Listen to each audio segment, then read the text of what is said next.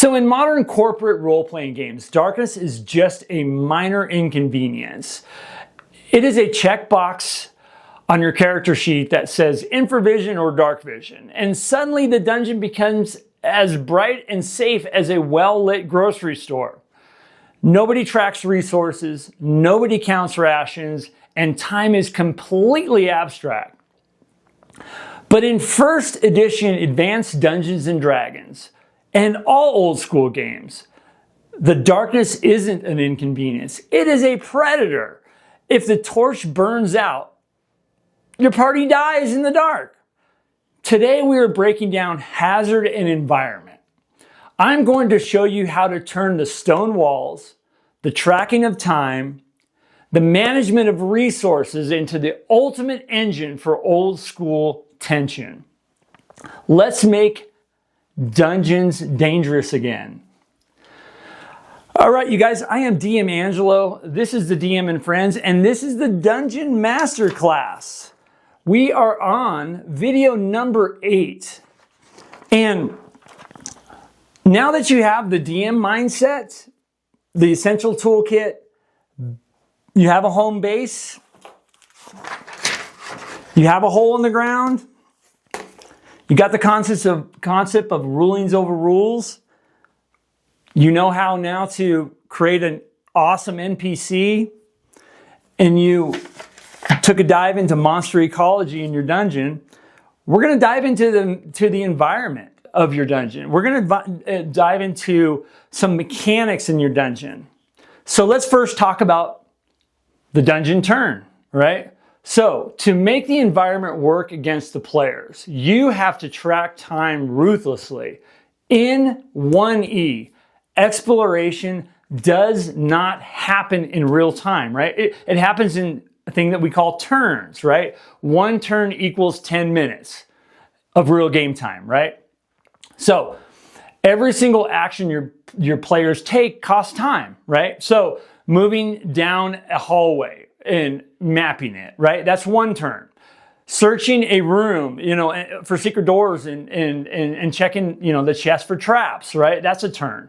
Getting into combat, in, some kind of encounter, and cleaning up afterwards, right? That's another turn, right? So every time they spend a turn, you check a box on your index card. I use index cards like this, and I'll put rows of boxes, right? Each box is a turn, right? So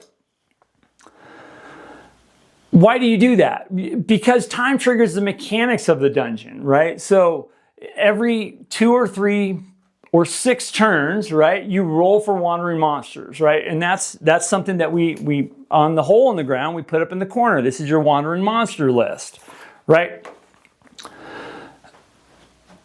Time is a resource they cannot buy back, right? So, I want to talk a little bit about the light squeeze, right? Torches and rations, right? So, time tracking directly drives resource management, right? And this should be a big part of your game. You don't want to skip this stuff, because if you don't have them check off torches and check off arrows and rations, then you're playing a video game with an unlimited supply of merchandise, right? So let's talk about the light squeeze, right? So the torch timer, okay? So a standard torch lasts 6 turns, right? So here you go, easy peasy, right?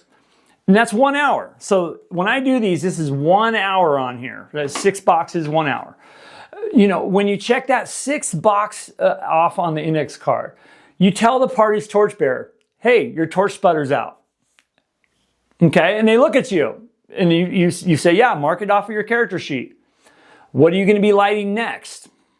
So psychologically, what is that way, right? So when characters see that you start ticking off boxes on your index card, right, and they realize that they only have a couple torches left, their behavior is going to change. They're going to stop arguing about politics in the hallway. They'll stop safety, safely checking every single flagstone. The environment forces them to make hard choices, right? Do we push deeper into the third level, or do we retreat to our home base before we're blinded in the dark? Or maybe they're crazy enough and they just bumble around in the darkness. So anyways, so that's a big thing to do. So track time and track your. Once you do that, then they're gonna have a total mind shift, and they will start tracking their resources when time matters, right? So I want to talk about the environment, right? So hazards versus gotcha traps, right? So the environment should be lethal, right? But let's be fair about it, right? I mentioned this briefly in video number 4, right? But let's look a little bit deeper into it, right? A trap should never be a, kind of like a pixel hunt or a hidden, taxation on hit points, right? So if there is a, like for instance, if there's a pit trap, right? Behind an invisible wall, right? Say, you notice a heavy layer of dust on the floor, ends in a perfectly, straight line across the corridor. Give them kind of sensory indicators. Don't just throw them right into a trap, right? Give them sensory indicators so they can kind of adjust, right? So don't just spring, poison gas, right? Say, the air in the chamber smells faintly of rotten, almonds, whatever. And the mice skeletons near the floor are pristine, right? Give them these clues. Give them clues, because that's really going to make their wheels spin. Now, the hazard is a puzzle, right? If players ignore the clue and charge forward, right? So, that's on them. That's totally on them. The dice will decide their fate after that, obviously.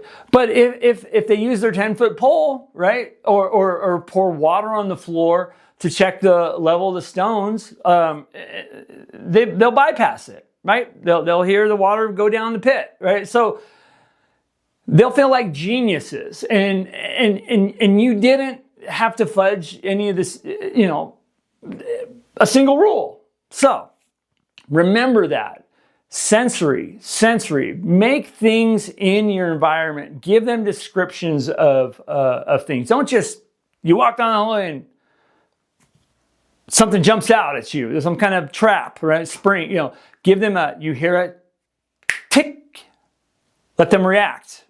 So I want to bring up a couple, and creating traps in your dungeon, right? Go through, there's a lot of material out there. There's the Grimoire's traps, which is actually pretty crazy. I shouldn't even recommend that. But there's a lot of illustrations, and I'm going to bring up a couple. Like, here's something from Tomb of Horrors. And this would, you describe this when they walk down the hallway. And this one, if you know anything about the Tomb of Horrors, this is devastating, right? But describe the mask. Describe the darkness in the mouth.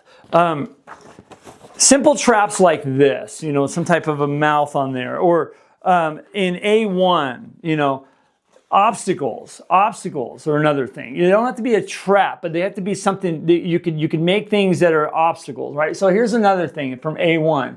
You could make hard things and hazards that they have to go across